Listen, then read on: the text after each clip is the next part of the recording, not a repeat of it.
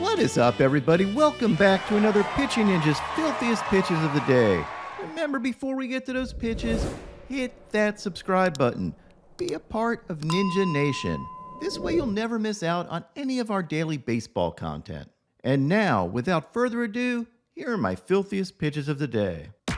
I'm going to start with Adam Wainwright, who only had one strikeout, and it was on this curveball in 5 2/3 innings and gave up 5 runs. But this curveball was pretty. He faced Julio Urias, who only had 1 K in 3 innings, giving up 6 runs, and had this changeup. But the big story was Urias gave up 4 home runs in the 3rd inning. The positive news is he's been selected by Freddie Freeman to be his home run derby pitcher in the All-Star game. Tyler Wells had 7 Ks in 5 innings, giving up 3 runs, and had this fastball for a sword, and his cutter and these sliders. Another solid outing for Wells, and he faced Tyler Anderson, who had 2 Ks in 5 innings, giving up 3 runs, and had this cutter.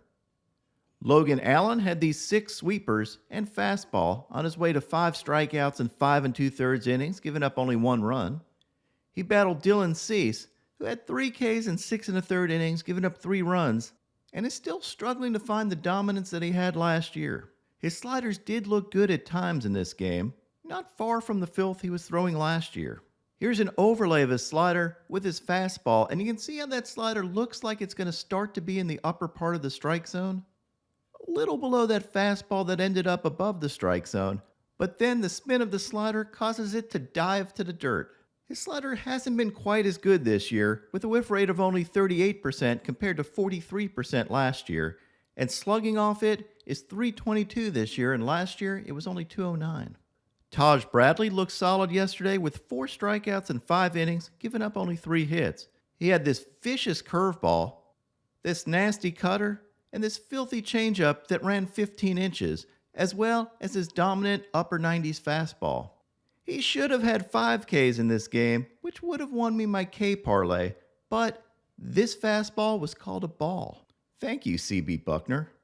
Seriously though, MLB is inching towards an automated ball strike system, and with their embrace of sports betting, it really is necessary. Everything you ever wanted to know about the automatic ball strike system is in my interview with Rick White, president of the Atlantic League. Here's part of that interview, and you can see he had a pretty glowing review of the ABS system. Not only was TrackMan measuring the pitches, which it did exceptionally well and with incredible accuracy, but there was a second communication system that Major League Baseball has invented that would transfer that signal to an umpire wearing a headset instantaneously. Literally, that system was activated prior to the ball being received by a catcher. That system is truly incredible. It's one that Major League Baseball has invented and refined. It's based on Wi-Fi technologies, although it took us a while to get to that. We started originally with radio technologies. But the 2 systems, the communication system and the TrackMan analytics system, work in tandem to create accurate calls and allow the umpire to appear as if he is actually calling the ball or strike. Bradley battled Tyler McGill, who had 4 strikeouts in 6 innings, giving up 2 runs, and had this fastball, slider, and changeup. Eury Perez had 6 strikeouts in 5 innings, giving up 3 hits and only 1 run. He had these nasty sliders, and you can see these are a little more gyro sliders, and not really sweepers, as they go mostly down and don't have a lot of horizontal break. A gyro slider means it's basically bullet spin, and that means the ball won't break horizontally, but it'll drop straight down like a bullet. And that drop is faster than a 4-seam fastball, which fights gravity, but not as fast as a 12-6 curveball. Perez also had this filthy curveball and his overpowering elevated fastball. At 6'8" with that stuff, Perez obviously has a really high ceiling, and he's only 20 years old right now, and picked up his first major league win. Perez faced Trevor Williams, who had 5 Ks in 6 innings, giving up 3 runs, thanks to these fastballs. Nestor Cortez had these fastballs and cutters on his way to 6 strikeouts in 6 innings, giving up 2 runs. And he faced off against yesterday's filthiest starting pitcher, Jose Berrios. Berrios had 8 strikeouts in 6 2/3 innings, did give up 3 runs, but check out this wicked movement on his pitches. He had these wicked breaking balls, nasty changeups, and this front door two-seamer that had 16 inches of break back to the plate. He also had this backdoor two-seamer that kind of is still knocking at the back door, but the umpire gave him credit because it's still nasty. Here's an overlay of Berrios' two-seamer and breaking ball, and both of these pitches look like they're going to be in the zone. But then that breaking ball takes off glove side and to the dirt. When Berrios is on, the movement of his pitches is absolutely disgusting. Now onto my filthiest relievers. Albert Abreu had this slider and 99-mile-an-hour fastball. Trevor Stephan had this filthy splitter. Danny Coulombe had these knuckle curve sweepers and fastballs. David Robertson had this knuckle curve. In some good news, Garrett Crochet is back. It'll be good to see him in his filthy stuff again.